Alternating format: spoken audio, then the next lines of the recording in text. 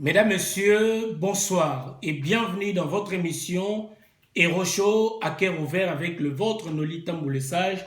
En ces moments de confinement, tout souhaitez bino bon confinement la bandaku et puis que le Seigneur vous garde et nous protège tous suite à cette pandémie qui perturbe le monde entier. Mesdames, Messieurs, Nane Bomoni déjà na titre bino awa notre maman, notre sœur, la marraine tatou, la marraine auti penza kobika na liwa, auti vraiment kobika na maladie oyo ya coronavirus et vraiment atakaki est vraiment ndenge ezu bandeko belé bandeko belé pe bakufi na maladie oyo ba congolais belé le tomori maki bakufi penza ebele. Mais Dieu a fait grâce na notre sœur aujourd'hui, Nzamba Sungi a sorti vraiment indemne, aza vraiment guéri na minute na bamino la marena abiki metoro benga e vraiment pour na expliquer biso maladie yango ezwaki ndenge nini c'est passé comment et tout. Et tozo sinele bino tout au cours aussi à cette émission, to salika rapidement mbangu. Tozo sinele bino aussi ndeko na biso Malolo Loris la congolaise aujourd'hui to la défunte Loris la congolaise ote kotika biso pe kaka. Donc, bakokundaye mardi oyo le 14 na cimetière à Pantin. Donc voilà, bandekoboya penzate, bandekoboya belete parce que makamboza limité la famille juste 10 personnes na bato barozala pona juste kozwa quelques images. Donc Loris la congolaise bakundaye mardi oyo ya le 14. Alors tobenga rapidement ndeko na biso Flora qui a suka bazana BBC Nzongo ceux qui bazana esikoyo ba mekape ko expliquer biso. Après tout la marraine ameka ko expliquer biso ndenge nini à survivre à biki na bokono oyo na pandémie oyo maladie oyo ya coronavirus oyo frappé bandeko belé. Alors Flora Kiasuka, bonjour. Bonjour Flora. Oui, allô? Allô? Oui, bonjour Flora, c'est Noli. Sentez oui, bien? Allô, bonjour. Bonjour. Oui, allô, bonjour. Bonjour Flora. En tout cas, tobengi yo pona toyoki ke bakokunda mama Loris la congolaise mardi oyo le 14 ndenge bato misu bandolo bake osi bakundaki. Est-ce que bakundaki déjà bien enterrement neza samedi ya lobi? Oui, mardi plutôt ya lobi. Allô, Noli, nazo kutu bien te parce que zo craché. Oui. Nayoki makambo lobi na ngate. Na bandeli boye na lobi, est-ce que Loris la congolaise enterrement na eza mardi oyo contrairement à bandeko bandeko loba que si bakunda qui est-ce que bakundi déjà ou bien bakunda ende mardi? Noli, en tout cas, n'écoute pas beninga, tu sais que na bébé na ligne, tout la penaye. Pesa bambote. Makambo ya programme ngo ne to kokuta na mardi. Mais moi le no bakundi était donc bakunda mardi, c'est vrai oui, mardi. Mardi vers 14h30. Donc na ndenga niveau famille ba dit que ça limité. Bon, quand même madame muto biso to lia kana yeto mena kana ba pas mususu ba otenga moi ba justement quelques personnes. Mais famille ba le limité. Mais pas na ngane si muto ko ngana mo les limité ta na okota te na ba bidina kende. Na mona ta jour mo ndenge ko bien na ezokota. Ozomona parce que c'était vraiment faire no lio yebi azaki pena oui to za pa petite to za belé. Azaki pena ba to génération na génération suka o mala zaki na ezaki pour la génération na biso zaki na to tambola na ye to biaka na ye. Donc posanga malolo noli en tout cas ça passe. On dit donc na koka même pas koloba. Je on moni kutu na répondre au cas parce que moni ke poto kono na kama to komo kende poto ke otika ye na dilita kwa ake opemba na ye. Vraiment tu as peine à BBC la ligne hein, comme par hasard pour bengi to to na BBC to ba programme moni piso kuta na ye pona mardi. Pesa biso BBC alors ça ko lobata mo lilobe osala bien na bato balanda biso. Comme la zappe pas naïve voilà. Allô BBC? Oui, oui. Ah, là n'a pas. Allô? Oui, allô. Bonsoir, Noli. Bonsoir BBC. Nino koyi koloba Flora Kasuka alobi moi ni pour la programme ah est-ce que c'est vraiment le loba kundaye mardi oyo? Oui, moi le loba kundaye mardi le 14 14h30. Oui. Nino koyi koloba na bato peut-être bakoki kolinga basa déplacement donc ba vraiment nombre bateza limité neto bibiso na période ya confinement et puis na ba corona. Ouais, normalement nombre ya bateza limité par 10 personnes mais donc biso toza famille ya malolo aussi tozo obligé tozala tozala kaka ata batie 10 personnes dès ka flore akiasuka alobi ke keso batie limite à 10 personnes biso tozoblige tozalaka wana po tokolekisa bo tata corbière apamba tomona mais ngai na liste wana naza na kati déjà. Voilà. En tout cas, merci beaucoup bébé Senzongo. Lo ni okoki kobakisa rapidement tonge tozwa ta mingi te nini okoki koloba le mosusu mwa liloba kobakisa.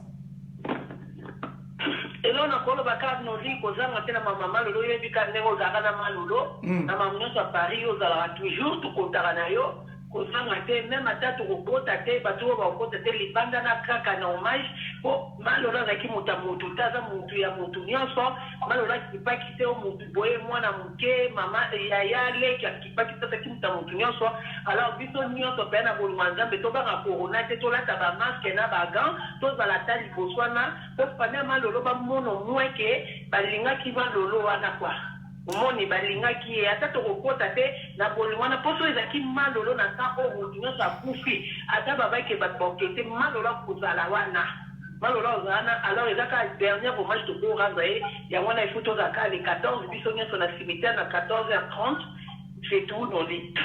Merci beaucoup. Bobenga ipe mingi bosepe na ba hommage nyonso tosali ba émission tosali na o totali ya yena ma. Merci beaucoup Noli, j'espère na yebi ke mokolo pe biso tokozala tokosaka pareil na ndenge vraiment soutenir biso de près de loin tozalaki na biso tiki biso te malgré tozoboya tozopense biko kaka mpona malolo ekuti osala yango kaka otikaki tolembaki te opréféré kuti ozala te humilie na mpona serno lorisi en tout cas Noli merci nzambe apambola bakise bamusana déjà yo yebi kaka. Merci beaucoup bébé Sinzo Tozo pena mingi te pesa Flora Kiasuka mbote penza esika bozali bon merci na précision na nde boyebisi biso. Merci beaucoup. À mardi Noli. À mardi. Merci bye bye.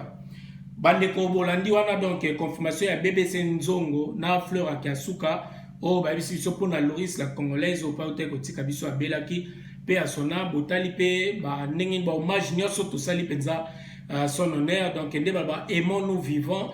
Et puis tolaksaka bolingo na bandeko biso to ina bango oto epi malamu na bango. Alors sans plus tarder to benga rapidement maman na biso la marraine ba bimna moto komela la marraine o ya bela ki pena corona et puis to présenter encore une fois ba sincère condoléances na famille ya Moïse Mbiye la famille Mbiye nyonso Lidi Mbiye frère Moïse Mbiye donc na ba famille nyonso na papa na église Bethel nyonso to présenter bino ba sincère condoléances à mon nom personnel Noli Tamboulessage et à toute la grande équipe de Congo Top News Monde et la chaîne RTGA à Kinshasa. Tobenga la marina rapidement bandeko bolanda témoignage la marina biki vraiment na bokono ya coronavirus bandeko to bosala te tango nyonso tambola moi masque ezala toujours et puis ba geste simple to relaxation la souka émission oyo moi ba gel désinfectant oyo tout ça faut ko saranango et ça vraiment important pour la santé na biso.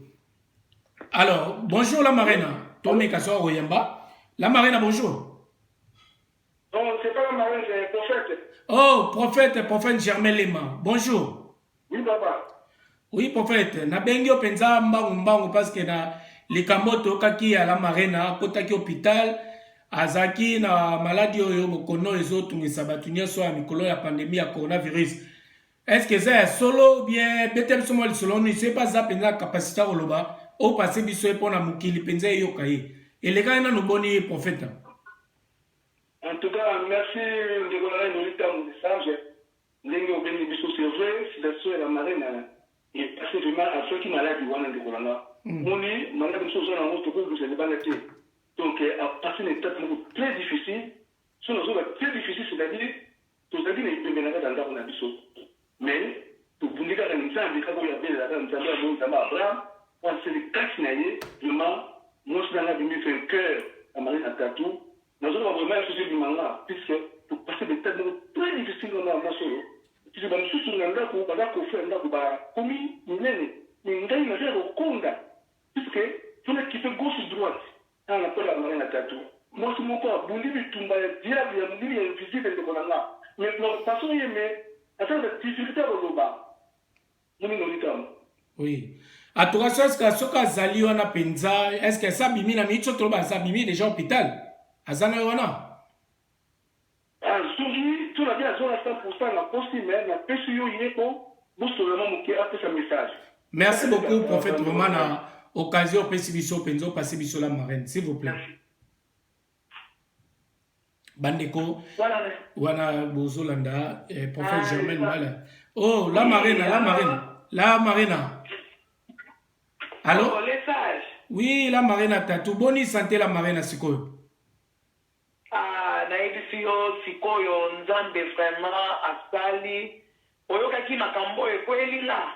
nayokaki yango prophète esayebisaki biso yango me togardaki silence luka toza bana ndako mpona toyebisa bato nyonso te nasepelaki ntango nayoki ke mpenza enfin obimi hôpital nde yango nabina luka mpona nde okozwa te na nde ozwaka prophète atuka nzambe azwa lokumu epi oza ya nzambe atuka nde tolobaka wumela mpo mission nzambe atindelaki yo nano okokisi yango te nano osilisi yango te yebisa no bato bina baolanda biso ebele ekomelaki yo ndenge nini obanda ekoyoka ndenge nini parce que oyo ekomeli yo ekozala témoignage mpona baninga ezala prévention mpona makambo oyo baninga mosusu peut-être baza mpona bamilengela ekomela bango te quoi. En tout cas, les sages, d'abord bonjour, na bato nyonso baza kolanda biso, ba mama, ba papa, ba bonjour, na bino ebele. En tout cas, na koloba ke les sages oyo ekomeli nga nazomona comme si donc nzambe abimisi ngai na libumu ya kaleno donc nzambe akomisaki nga Jonas abimisi nga na libumu ya balene parce que on a vivre omoni koyoka sango ya likambo na ozo vivre yango en life papa nanga non c'est la mort. C'est facile à t'inquiéter. Donc, nakobanda ko expliquer ndenge bandaki. Oui, expliquer biso banane. Za pena na mama kusa nyeto sa mwa flash mais tango makambo ekosila na koyambo penza ene mission penza bien. Expliquer biso moi quelques lignes ma grande ligne. Mamba yoka ndenge nini yoka ki fièvre est-ce que bandaki ndenge nini tie ko isa yo ke biso. Bandaki boy. Maladie ya corona virus et dans la façon ebele ezali ko attaquer bato. Yangwana pe message fait na ko passer pe mingi pe na peuple congolais que bande konanga il faut beaucoup ma prudent. Parce que coronavirus toujours bien le coronavirus mais c'est un serpent. Aza nyoka. Aza maladie ya molili. Aza maladie ya normal te. Mission na mokila ye po boma. Po bikisa te. Donc soko biki na ye apoza ya nzambe. Amen. Oza ya nzambe. Donc ngai bandaki ngambili na tolaki na bien les sages. Kosu rien n'a qui bien en bonne santé. Selon nga na bana osala pe ba émission na ngai yo mo evitaka donc en bonne santé. Les sages mukolo mosusu na ekopima bama ezaki na ona ndako tena kenekana basamo eloko ka biso basile tozala. Donc on a bimi na senti mu pepa libane betakinga. Donc mu pepe betinga na uti ko sala ba course na moni munoko na nge kauki. Na di peut-être mon kauki na zonga mbango na ndela mai. Pour moi na mela na mayo na somba ke zaite po il faut osukola. Na ebiso les sages na zalaka mwasi moko trop maniaque. En tout cas ceux qui balobaki ke malade zo abato na salité ngai elingaki ekutanga te. Na ebiso les sages na ye na tika ka biloko libanda na pangusa kana sala ka nyonso yo leta luba ngakutu na sala ka ngo excès. Tovandi na biso pe wana déjà serpent wana sa kotaki. Et s'il paye les qui na les sages na banda les sages tant à koti azo bibisa symptôme à mon côté. O azo tala bansikor. Et l'on wana les sages kaka na semaine wana na lamuka na ba 2h du matin les sages na bimoni na kofi. Na sentir on dirait nzoto na ngai ezosala malili moko boye malili wana ezotambolanga comme si eloko moko boye ezotambolanga nzoto on dirait un serpent. C'est un serpent. Les sages monoko ezokauka les sages misu na ngai ebimi misu na ngai esali ebimi ti bamisisa oni misisa oyo ya rouge ezala misu. Oui. Misu ebimi ti misisa les sages na kauki parce que eza na baforce ebele ezoyela. na kauki na yebisi prophète na okokate na moi na okufa nazo kokate le sage na yebiso na ndenge prophète aye kobenga ba pompier baye batali nga babi non wekomi kamususu mais na ko prier na ngai nazo la prière mama na nga pene nga sambelaka et puis lisusu nazo loba na ko bomba te ba prière ya pasteur Charles Bameko papa Charles nzamba mona yoti na sambetu na yo nzamba tala amen ba prière ya papa Charles Bameko nazo somba ina nga soit téléphone ta ba prière nazo kokate wana noli na okufa na bitya ba prière na okufa te je ne mourrai pas je vivrai Seigneur souviens-toi de moi nzambe ozawadi les sages na mandi komona batu nyonso bazokufa les sages balelaka batu tu omoni bazokufa les sages balelaka les sages mutu moko azolinga liweso aza te mais okomi na moment oyo ke tu ne peux rien faire malade ese kango ebloke yo malade nazosanti ke malade elingi ememanga nalobi mon dieu kotika ngai te nzambe nazolela na sa motema nande tokomi na hôpital ba prière mobali na nga azosambela azopriye kutu balobi fotikala lobi jamais nakopréféré nakita ta wana mais namona ata mwasi na nga avant bokotisa ye les sages tokoma wana boye batala lisusu boye température ezongi normal pema ezongi normal makambo nyonso ezongi normal elekela hôpital elekela bato la marena sikoyo tango toke penza na mwa bokunde na bi toke nango eza flash tozwa penza bia olobela penza bien est-ce que vous pouvez expliquer biso tango mutu azoyoka ba symptômes wana nde ezosala yo mutu outi déjà na nzela wana osentir yango tolobake okutana problème wana ezosala ndeni na nzoto oyoka ndeni qu'est-ce que kingo ezokangama est-ce que fièvre miso ezoswa eloko ezosala ndeko peut-être communauté congolaise oyolanda yo soki mutu akutana eloko wana akokende mbangu moko abenga minganga et puis bato babike bato bakomi mpe kobanga kokende na bahôpital oui kande na yeso naokaki d'abord monoko ekawukaki oui ntango elongwe na monoko namoni na motu na nga na nsima ya likosi on dirait bien te na nsima ya likosi on dirait ozoyoka neti elongo boye etambola na nsima ya motu ntango esalinga bongo eleki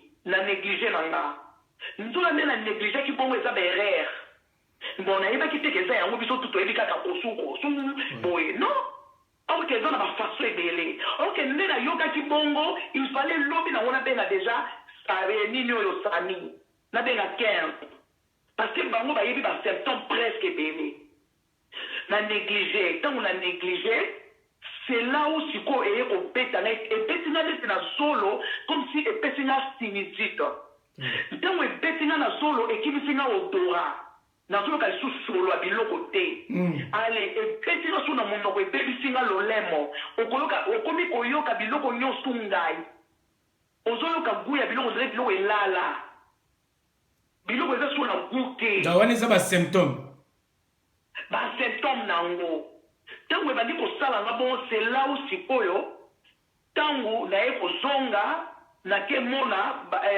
bakomeli nga badoliprendre nazwi doliprendre en tout cas nakoki te mobali na ngai ekobenga généraliste na nga lokola généraliste na nga mpe ye mpe aza mpe kotraite bato mpe ya bacorona aye kokomela nga antibiotique ngala mpenza mpe sokomboa c'est ça ya pas de souci epesa biso kombo bada bandeko bozolanda oyo la marraine na tatu akutana nango vraiment eza témoignage moko na bandeko na communauté congolaise tomilengela vraiment tomilengela parce que nous allons faire dorénavant des émissions préventives pour vous conseiller pour nos bons gestes autres donc ezokipe te ezozwa mutu nyonso donc au moins na lemso yango tolobaka bate bele bazwaki maladie déjà sans le savoir na bafréquentation na biso parce que tolingi banganda tolingi kokende bafeti tolingi baboye lemsoso oleka kotutana ye na mutu wana oyeba te ozala ndako ozokuta biloko wana donc babiloko mike ezaka kokosola te lemso okuta elo mosusu mais yo tellement ekutana baanticorps mpe ya makasi okomona ekokwesa te ndenge ezokwesa bandeko mosusu parce que toyebi ke eza ekutana problème ya pema ekutana makambo mosusu ndeko ozofrappe makasi ou bien diabète lelo mosusu continue olola marraine osi kombo sikoyo le stage Oui. kosala erreur te bato mingi bazokanisa po ezwa yo il faut ozala toujours na maladi moko na nzoto mais nga nakoyebi soki naa na maladi moko na nzoto te naza nini na tension naza nini na diabete nanga na maladi te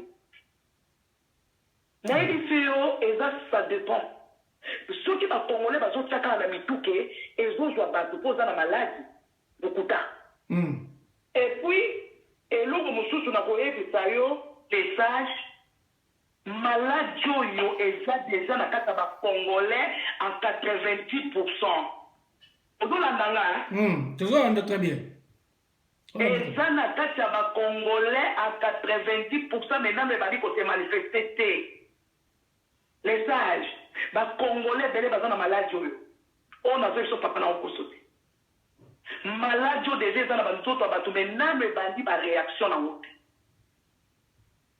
soki oza na bantikore ya makasi okomona ezobunda yo na nzoto ate ye bimi mais peut-être ekoki komema yo na bafaso ya koma te mais so oza na bantikore ya makasi te ate ebatami mokolo ekobima message okoti koma wana deja ntango ezopesa yo mbala moko ebebisi pumo po yango eza koatake na bapumo sikoyo soki oza na bantikore ya makasi ekokotouche bapumo na yo te mokosentir kake ezopesa opema ezobunda ezopesa opema lesage tokoki kosolola no nde na osolola no boye ke c'est impossible nakopesa même pas une minute bonjour ka bonjour esuki wana okoki kobeka lisolo ya molai te c'est impossible wana nanu ozali na moins de 10 jours parce que yango ntango ebandi ntango kaka ebandi yo mbala moko ebandi koatake obandi kokonte bamete babandi kokonte na premier jour ti 10e jour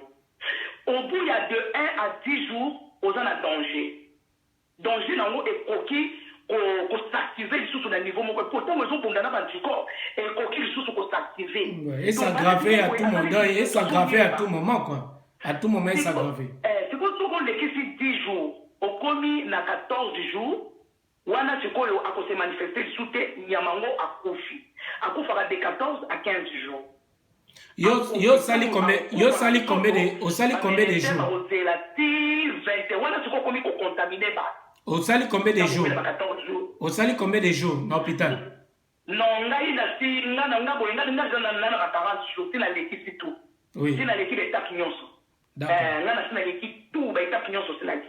Voilà. Bon, la marraine rapidement tonga pena to zoande na bi loka to sali moi flash oyo za moi mulai penza te nini oyo penza ko loba surtout na moi na témoignage aujourd'hui no kumisa nzambe na oya munena saleli et puis na conseil na communauté congolaise poto tika o pe mana bike o ti oza pena convalescente o ti ko mana hôpital awa o pe magolo ba mingi te na ngala zo pena na image mingi mais na teli pe batu ba ta la image to saka na émission là na otaki États-Unis la tia yango bato bamona ngo na fond d'écran na biso awa donc bamona ke c'est la marraine bamoni donc ni okoki koloba surtout na témoignage obaki okumisa nzambe na yo et puis conseil na communauté bandeko na nga bacongolais ezali ke malade ezali bandeko na nga bosala keba bokangama na nzambe toza na moment ya distraction te omoni avec prière eza kokisa bavene ya serpent wana prière nde mutu ekomema yo de façon ke olonga serpent wana ati akoti yo na nzoto. Le 2 ntango omoni kaka mwa symptôme moko ebimi yo na nzoto mbangu benga 15 koezite kutu te benga médecin ntango kobenga bamédecin kota mbala moko obeta 0 oleka na kote ya corona ntango oleki na kota corona bamédecin bakolandela yo bamutu bakoyeba soki eza corona ou pas soki ezali corona bakopesa yo médecin oyo abandi kolandela yo médecin kobanda kolandela yo balandelako bapoumon batalaka basalisako baexercice batala soki vraiment ya solo poumon na yo eza bien et puis bazotala mpe na énergie na yo ndenge ozopema nyonso wana eza très très important yango wana bandeko na ngai konéglige te ke omoni symptôme oyo nani na néglige nasalaka bama ya moto namelaka masuba eza berere soki omeli masuba ezobomba nyama wana et puis masuba moto ezobokola ye mokolo akoya ndeko na nga okoka ye lisu te parce que aza puissant mais Seigneur Jésus-Christ aza le tout puissant mais ye mpe na mokili awo na miniti oyo corona aza puissant parce que corona nanu bazweli solution ya bakisi te yango wana ntango omonika mwa symptôme moko ekosali na nzoto o nayoki boye o makolo mwa mopepe mwa malili moko ekomi na makolo o makolo ekomosalisi ezobukana olalaki pongi mo boye ondiri ozoka mposa olamuka te aza na babiloko moko ya bizarre mbala moko contacte 15 kote ya corona bango bakoyeba ndenge bakodirige yo de façon ke akoka koatake yo te po akomisa yo na niveau ya nini na niveau ya koma. Merci beaucoup. Merci beaucoup la masiko na bato bakomi ko banga même tozoka awa ata soko beli bato mo banga ko kena ba hôpital basala nini na bato le msuma fièvre pour confinement pe ko kozala banda ko mo sape mo fièvre bato mitu pe komi mo ndenge bato ba banga ko benga ba médecin ou bien pour na ba médecin ba mo bazol bake so ata mo fièvre mo mke malade de liprano le kende sino hôpital ozwa ngo ke ko attrapa ngo sukuna nini bandeko ba ko sala ba ba doute o bazo banga pe ko kena ba hôpital. En tout cas, là, il n'a pas fait ça, mais il a toujours exemple. Ceux qui m'ont Rolanda, ils ont malamu. En tout cas, là, l'hôpital, premier jour, il faut mobile dans mon danger. Mais tant que tu as lobby, non, à côté de son nanda. En tout cas, ils allaient qu'ils n'ont pas fait ça, ils ont grâce. Mais, nanda ou, nazala qui suivi. Il y a un zolo toujours ce qu'on moni septembre et bani. Osez la coupe tel que yo, n'a pas la maya moto. Benga mbala moko 15 akoya kozwa yo te 15 bakopesa yo te nga bango médecin ozala suivi badispensaire ezali oyo ya 15 ya sani neti nga na banokela nga na badispensaire ya sani ngai na mboka na biso na banokela na dispensaire ya sani omona oke kuna batali yo bapoumon bazotala yo baénergie bazocontrôle batempérature banini nyonso wana nazalaki suivi omoni ntango deja bamédecin baolandela yo okomi yo déjà tranquille médecin akolandela yo mpo olekisa 14 jours mpo ose retrouve na danger te parce que danger ezali de 1 à 10 jours soki olongwe de 1 à 10 jours okomi de 11 à 14 danger eza esute sikoyo ntango kolongwa de 1 à 14 okomi sikoyo de 15 à 21 wana sikoyo mpo obima mpenza mobimba na yo mpenza na kati ya libulu wana ocontamine lisuta pasa 21 jours mais masque ezangaka te mpona protection ya yo moko mpe na ya bandeko mais sauf que ezwaka 2 fois te ezwaka 1 fois. Voilà.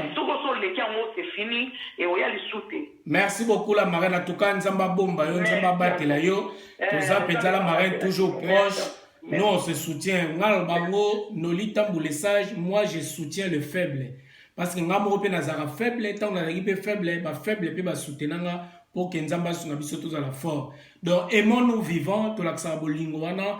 Donc ngala za moto la marraine yo mo yebi, toza bateau Penza. Oh, tozala bien, toza penza proche et tout. Donc voilà, nzambe penza asunga yo batela yo. Donc tokokata na biso penza appel oyo bandeko bolandi bino moko. Donc la marraine a outi ko témoigner mais avant bozala toujours wana tolakisa biso ba geste simple moko na ebite boroyoka nini oyo tokoki ko lakisa bino vite fait bandeko bo permettre biso tobi que toza direct. Donc voilà, la marraine a eu une émission. Vous pouvez également nous appeler sur 0033 6 60 58 89 56.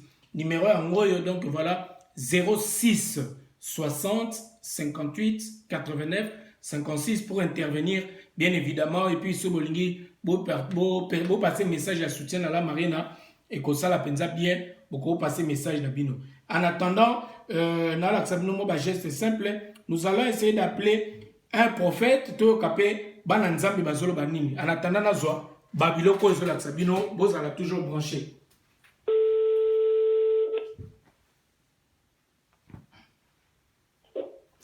Allô les sages? Oui, allô prophète Moïse. Oui, bonjour. Oui. Bonjour prophète Moïse. Bonjour. En tout cas, aux en direct tozo le kisao pena en direct émission na biso oyo tozo sala. Alors, Tobé Bandekobele, na sur Oyomo Bandekobele, Bakoufi, la communauté congolaise surtout. Donc voilà, en particulier en général, la pandémie où est bougé le monde entier, il y a coronavirus. Alors, que dit la Bible? Et puis, Basala Nzambe, Bozomona, situation nenge nini ya mikolo nenge komeli, biso na mokili penza batu tout bakomi confiné na ndako. Bible solo banini na makambo. Prophète Moïse. Ok, merci beaucoup les sages. Amen. Ça fait un peu micro délai, mais nous avons fait son boulot et l'autre, tout le monde a quand même pété le bas. Nous avons na virus l'état. Moi, je prends ça à deux volets. Je vais vous démontrer dans la Bible. Premier volet, il y a des gens qui vont permettre. Parce que dès que le vélo commence à comme la vie, sans que Dieu a de la hauteur. La délit est comme épelé. Nos messages sont comme une église. Sont comme une église. L'église est comme une vidéo, il y a ma vie. Et découragé, peut-être que vous avez dégoût à vous savoir là. Tu m'as dit, mais maintenant que l'église, comment des choses comme ça? Maintenant, on l'a mis thématé, même soit déjà la scène à Zambé, ma fille à ma bé, ma réseaux sociaux. Ça aussi, ça peut provoquer, dans un Zambé, tout le Zambé à l'accès dans un Zambé. Parce que, comme on dit, trop, c'est trop. Et au début, aux hommes de médias, au début, comment? Tu vas dire que quellement on constate, mais il faut le temps dans le Zambé. Parce que l'eau est cause à la beauté qui est très carrément, nous avons encore donné des amétés, nous avons dit ça, pépé naïe. Les avertissements qui bateau, ils vont se faire dans Zambé. Bateau, ils vont se faire dans Zambé, ils vont se faire parce que ça, c'est un signe. Et un signe, tout est bas. Dieu a permis, mais là, comme on dit, comme ça, que Zambé est dans le terme, c'est Dieu qui a permis pourquoi, parce que, donc, comment il faut se faire dans Zambé, tout. Et puis, on a fait, oh non, le Zambé, Jésus a dit, mais en réalité, on va faire un aventure, alors, en ce qui concerne les maladies, ça n'a juste qu'à Bible. Allô? Oui, allô, tu as combien de prophète? Le bas, nous pensons très très très bien. Donc, si vous pensez au Loba, moi, le bas, nous pensons parce que tout ça va venir qui me quitte. Oui. Merci de ça, c'est important parce que moi, tant que quelqu'un a voté pour chasser des démons, sans pour autant que il faut que tout ce mawanzambe, même biso na ba église. Pourquoi? Ils ont comme et na moment où l'église là qui sur le commerce mabé. Sur le commerce mabé. Tout ce monde a comment bateau a commis dessus, même la serviteur de Dieu, bateau. Tu as comme c'est comme on regarde, on a besoin de dimanche dans vos bon, tout ça, parce que ça va canyon. Est-ce que ça va permettre à canyon? Est-ce que qui est puissant? Est-ce que c'est le diable ou c'est Dieu? Mais pourquoi l'église est quand même partout, tu vas au coufa? Il soit quoi cette puissance l'église? Oh, l'église, tout ça, pour la freiner, ma belle. Mais non, tu vas au sambe là, tu vas au sambe, tu vas pour les choses dans le tout. On est sur l'église au Kili. Ok, comment on dit pourquoi? Parce que déjà dans l'église, corrompue par confusion de l'église, tu as pas qu'à de thé, ma vie à ma paix, ma pasteur, autrement ma vie à ma paix. Donc, ça c'est une frappe éternelle. Ça m'a frappé d'abord. Parce que l'eau, comment tu veux commenter? Oh, ça m'a frappé. Ça frappe à Zambé. Voilà. Et deuxième chose à quoi mon père a dit, Bible le dit, l'impie est déjà là. L'impie, c'est l'antéchrist. Il est déjà là. Et moyen ça les athées. Pourquoi? Parce que l'église est allée. Donc comprendre comme si je dis, oh, ils ont des signes. Oh, ils ont des les seigneurs en Angela. Au moment où il m'a éloigné, ceux qui ont des parce que trop, c'est trop. Même, surtout l'église. Mais ça doit arrêter ma belle. Mais il faut que tu vas même la pasteur, l'église, même la frère, la sœur. Où est la puissance de l'église dans tout ça? Tout le monde a tant que il faut tout ça, sous les camouflages, comme il a dit sur le terrain, tout le monde a comment on a marché avec le Seigneur. Parce que Dieu va s'agrandir dans les ce qu'on s'agrandir dans les nous allons confondre. Voilà. N'a pas ma Bible pour Natanga. Oui. Matthieu chapitre 24. Oui. Matthieu combien? Matthieu chapitre 24. Matthieu chapitre 24, oui. Toujours qu'un prophète. Tozoka prophète Moïse. Oui, Tozoka très bien prophète Moïse. Force contre force. Tozoka penza. Allez, Matthieu 24, verset 6. Vous attendrez parler de guerre et de bruit de guerre. Gardez-vous d'être trouvés, car il faut que ces choses arrivent, mais ce ne sera pas encore la fin. Une nation se lèvera contre une nation, un royaume contre un royaume. Il y aura en divers lieux des famines et des tremblements de terre. Tout cela ne sera que le commencement des douleurs. Voilà, dans ce cas, passage au Julia Loba sur l'avènement des fils de l'homme. Sur l'avènement des fils de l'homme. Ce que Jésus avait fait. À Loba et vous, c'est fort. Les sages. Il y a quand même sur le mot. Guerre est ici aux Anamokili. Ma bête est ici à la terre. Ma bête est ici à la terre. Ça, c'est accompli aussi la parole de Dieu. Et votre truc, elle n'a jamais. Parce que Jésus a le dit clair. Alors, beaucoup yoka va bouiller de guerre. Beaucoup yoka bouiller. Beaucoup yoka bouiller. Beaucoup les sentir bouiller. Pas de douleur bouiller. Ma cabo, ce n'est qu'un débit. Pourquoi le signe du Satan? Et ça va signe. Aux autres qui fait pour qu'on s'adapte à cela. Et l'autre est comme un bisou, tu vas te soumettre à elle. Tu vas te soumettre à ton non. Qu'on a Yesu. Et vous, ça fait cacaboui. Et puis, à quoi on peut me crier cacaboui? Donc, ça, c'est important, moment où chrétien surtout, à penser dans l'enlèvement, à penser dans l'oubli. La révélation, ni négocier à l'oubli. Ni négocier à l'oubli. Église, même pas passer c'était dans nous. Église, tout ce qu'on a pour la puissance de l'église. C'est la première fois que l'église est comme ça, va sauter, va te comme la vidéo, va te comme la vidéo. Pourquoi? Parce que quelque part, Dieu n'est pas content. Dans ma stupidité, dans ma comportement, il y a bastard dans les âmes, il y a ban dans les âmes, juste un film. Église, c'est comme le quoi, les tableaux. Église, là, si je sais qu'il nous avons gloire, c'est comme gloire à Batou. Batou va salir, Batou n'a pas beau. Batou va comme même qu'on ça la pure dedans. Et pas nous, mais dit de l'objet, Mathieu l'objet, lorsque vous verrez l'abomination, la désolation, elle est très simple. Bon, dans la désolation, à comprendre que c'est comme la manie. Il y a un commis. Et comme tant de personnes, des personnalités, bah, tu commences à n'importe quoi pour la ligne. Pour la cause de gloire là-bas. Or, Dieu de paix, les hommes appellent ce message à dire, beaucoup sentir, beaucoup yoka, c'est encore les débits. Voilà, donc on est à Ezaba, Tolobake, o Ezaba signe, vraiment il y a fin. N'enga apocalypse Zoloba, Ezaba signe à fin, voilà. Fin du monde. Oui, Ezaba signe le temps de la fin. Ouais. Et là, on se comme tout le monde a qu'à dire peut-être, mais tous on a peine à constater les thèmes de conscience. Mais tout le monde a qu'à les démons partout, tout le monde a qu'à les mettre. C'est peut-être que cause à la paix, ils allaient que si les mots qu'on a maintenant ici, biso, tout le monde cherche à la démon, à la vérité, peut-être si un signe aux Zambaloba, ils ont compris ça. Donc, tu m'as quand même tout le monde a dit, ils ont un signe pour comprendre que Yes, Anan, c'est là. Ce que Azap capable de faire comme mon kiné quand la politique c'est fini. Alors, ils sont des chrétiens, tout le monde a lobby, tout le monde a Yesu. Tout le temps, au moment où il y a un bon conscience en Zambie, tout le temps, repentance, il y a solo bonne relation en Zambie, n'a pas tout, pour hériter au royaume des cieux.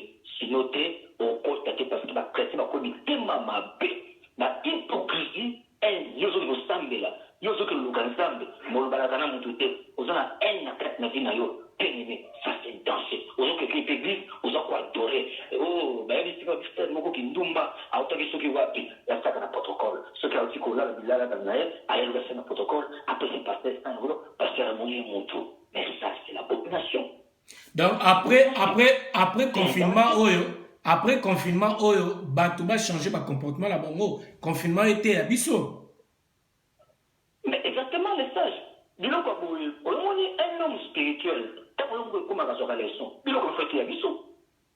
Et qu'il y a Bissau, l'église de Saint-Militaire. Et normalement, ce prophète Mohamed Malbaké, ainsi dit l'Éternel, jour aussi, là. Qui dit ça? Ma prophétie est signe. Le prophète, il y a un bon Lucas. Donc maintenant, qu'on ne peut pas dire. Quand ça m'a retombé là, quand ça m'a retombé là, quand on hein? C'est ça. Ouais, prophète a appelé ça après dire, et le reconnu. Qui peut faire ça? kaka nzambe akopambola stele okozwa te sa ozwa mosala amen. Ça ce sont des choses que je opamba babima sikoyo babig prophète, parce qu'il y a aussi des big prophètes oyo babipeta bima sikoyo barchi bishop nzambe aloberde oyo masiko bopesa prophétie mpona likambo oyo ekozala ndenge nini eosilaka. Merci beaucoup, prophète Moïse. En tout cas, tolingai pena tozwa yo parce que toka pe ainsi dit l'Éternel côté na bino pe ba passer bolo banini. En tout cas, soki bato bana besoin ya kolendisama nengo eda bato ba prière nengo sunga ka bandeko penze osala bien na numéro na yo ya téléphone et osala bien soki ko passer yango penza na bandeko bazana besoin bazo ba prière tant eza penza passe bato misu bana besoin ba prière ni ba kolanda na biko eda bato belé aussi ba bato belé la ba prière même ngamo pe na ba encadrement ba prière c'est toujours penza yo ni no ko ba prophète Moïse force contre force bato balanda ko mingi ni no ko ba pona ba encadrement ba sœur ba papa ba maman na batango misu bazo belisa bandeko bana besoin de soutien moral spirituel na ba prière so numéro de téléphone ko goza na bandeko bana besoin d'encadrement spirituel puis na ba prière ça la bien prophète Moïse pour na totika yo.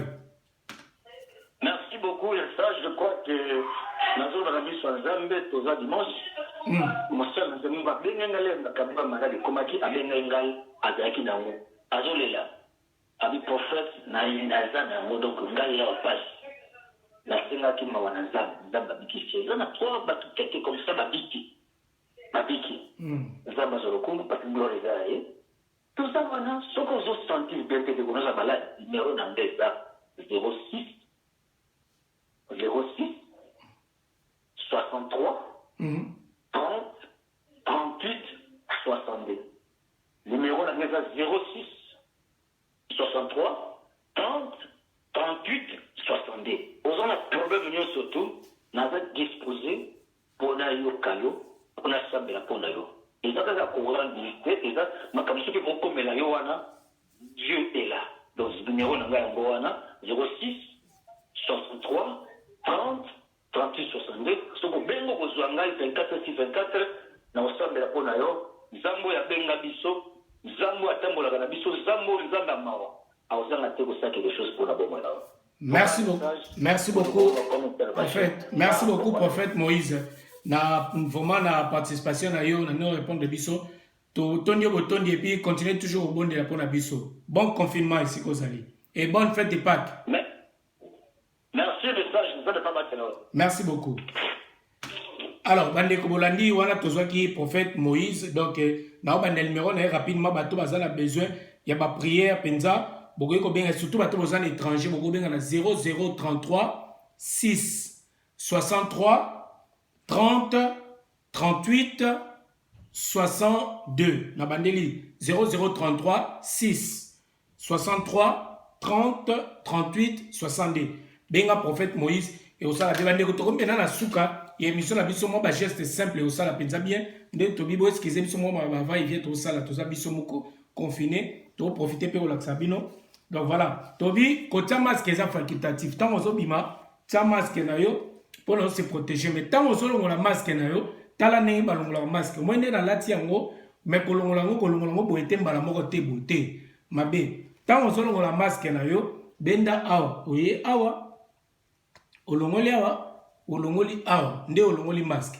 Mais avant la masque, no bande ko tant que tu as no boye, pour permettre nga aux aboye masque, faut pas oya au toucher les sous na zolo na yo ah parce que ça partie ça sensible aux ala contaminer rapidement. Tant on ça peut-être il faut longoloyer awa aussi mi masque a longolo bendi boy. To so moni facilité zali longola boy zate talande tinga longoli boy. So moni moya longola boy mba mo zate. Okoki ko sala pe bo longoli yango o te masque no mupanzi. Et tant on ça na ba gana yo lati boye. Tant on ça lango tant ozo songa kolongola mbala moko boete ndenga na yo longoli te tala ndenga na te osimbi awa obendi ngana malembe que partie ya libanda est touché la quantité des gestes simples qui sauve qui fait que est contaminé bomoni na longoli masque na nga boye na kena ngomba mona poubelle na boaki tango na yelo boko na nga oyo ezana no propre nanu esimbi eloko moko te ntango nangi nalongola deuxième masque na nga loboko nakoya kosimba awa mbala moko te po se nasali awa osali mosala ya punda c'est-à-dire que microbe oyo nyonso ya libanda ezongeli yo kaka osali eloko moko te c'est-à-dire okosimba awa te libanda oye awa na ndenge ya kati, vraiment fait vraiment beaucoup d'attention. Vous faites ça, au côté le boko au bendi yango que le boko n'est à la touche extérieure te, et à toujours l'intérieur, mais au côté si au baloli tala bien la zobalola, au balol c'est bozomona, toujours voilà, mais là verticalement na kati, partie toujours extérieure na longoli et puis na ke la boîte qui yango. Donc voilà, ma boko langue est propre et zui ni mon côté pour nous éviter aux la contaminer le coronavirus. Alors déjà c'est simple, on va dire un gel désinfectant oyo tant on utilise sous bateau bazana ba gante utilise banda de lokonia so simba ki clé la voiture yanda ko partout simba côté na supermarché au simba ki biloko tant on kozonga zwa gel na désinfectant o tiango na maboko au pantala ndenge bazo sa o tiango bien o tia na maboko no baloli parti à la pomme de mer na simato liboso mais regarde bien au tie penza boye monde na otsa maboko na ngaboye ba parti o il faut qu'on nettoie très très très bien pour que o zwa makambo o te maladie o te microbe o te soit yoko o zongo ko pesa pena baninga pour na éviter ba negolandi émission oyo c'est bo sepe nango continuez de vous abonner sur Congo Top News Monde et sur www.congotopnews.com tous à confiné. Merci à toute la grande équipe de Congo Top News na bandeko bolanda ki na pesi mbote na vina ngasi ya Moulex Aigle Noir na pesi mbote na Moussa Toko na Sembuye Pajou Simba na bosani pété donc ndeko alandi biso nyonso na pe mbote to se soutenir na tango yo Cynthia Maïta la couleur d'origine na pe mbote bino nyonso bandeko nyonso puis na présenter ma sincère condoléances na ba famille éprouvée. Quant à moi, je vous dis bye bye et tout le monde na mikolo koya vraiment na rotika bino na nzembo oyo mikolo tozo kapenda mingi ya frère na biso Freddy donc toyo kango sala bien. Quant à moi, je vous retrouve prochainement vraiment. On se dit bye bye et à la prochaine. Nolita Moulessage et mon nous vivant. Motamokili akoki ko ya ko consoler mutu lokola e kasi akosi sa facilité. Pe akokota na motema te. Le seul qui peut sonder le cœur et le rein, c'est le seul toi Seigneur. Na sengi lokola Yohana na kati ya Patmos. Opango sa ma biso. Olinga komona ma biso te papa.